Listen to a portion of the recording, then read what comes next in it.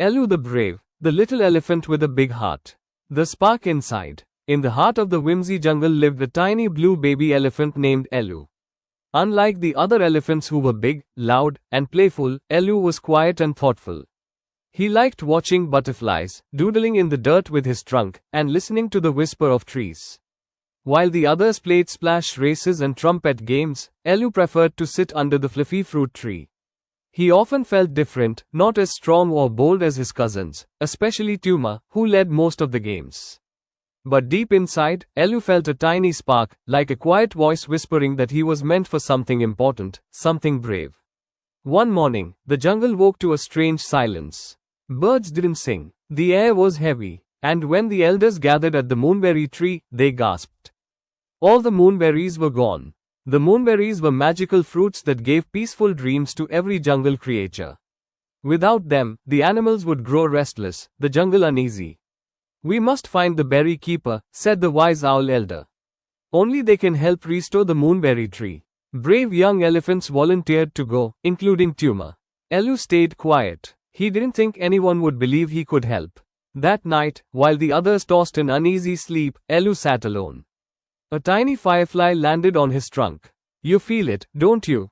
the firefly whispered. Elu nodded. "But I'm not brave. Even the smallest spark," the firefly said, "can light a great journey." The journey begins. The next morning, before anyone else woke up, Elu packed a tiny satchel and tiptoed out of the glade. With trembling feet and a brave heart, he left the only home he'd ever known. As he wandered through thick jungle vines and glowing mushrooms, Elu reached the Whistling Hills, where grass hummed in the breeze. There, he met a talking chameleon named Coloran, who changed colors with every word he spoke. "You are going to find the berry keeper? That's wild," Coloran exclaimed. "I'll come with you." Elu smiled. For the first time, he didn't feel so small.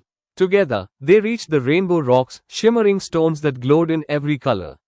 Suddenly, the ground shook, and a massive stone toad rose before them. "To pass," the toad boomed, "you must choose the door of truth." 3 doors appeared, one gold, one silver, one plain wood. "Only one leads to the keeper." Elu stared. The gold door sparkled, the silver gleamed. But the wooden door felt honest.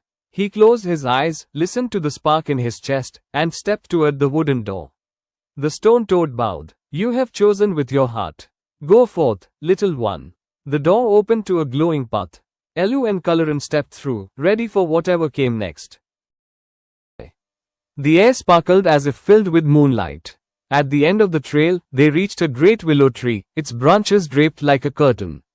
Beneath it sat the berry keeper, a majestic creature with the body of a lion, wings of an owl, and antlers made of crystal. "So," said the keeper in a soft, powerful voice, "you've come for the moonberries."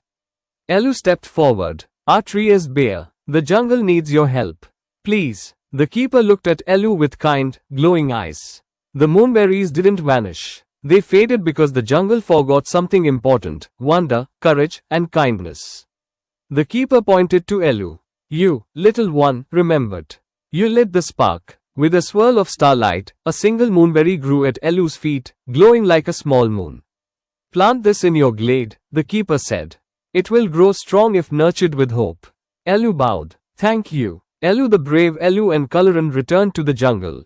The glade of trumpets was waiting, worried, but when they saw Elu step into the clearing with the glowing moonberry, they gasped. He walked to the center of the glade and gently planted the berry in the earth. At once, silver vines spiraled upward.